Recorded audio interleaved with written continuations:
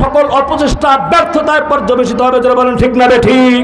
এই বাংলার জমিনে এমন হয়েছে, কুরআনওয়ালা, আল্লাহওয়ালা, দিনদারওয়ালা, মুত্তাকিওয়ালা, দাড়িওয়ালা যদি থাকছে আর কিছু না, তারা এরকম ভাবে রাজাকার রাজাকার বলে তারা ধোয়া তুলছে। ঠিক কিনা যারা বলেন?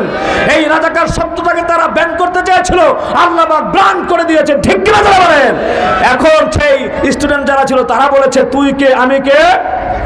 এখন যদি বলে রাজাকার, এখন আর গায়ে তেমন লাগে না। ঠিক কিনা যারা বলেন?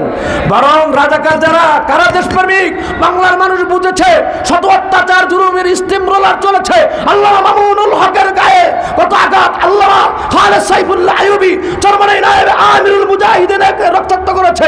আল্লামা দেলোয়ার হোসেন সাঈদী অন্ধকার প্রকোষ্ঠে 12 বছর তাকে নির্মম নির্যাতনের পরে হত্যা করেছে।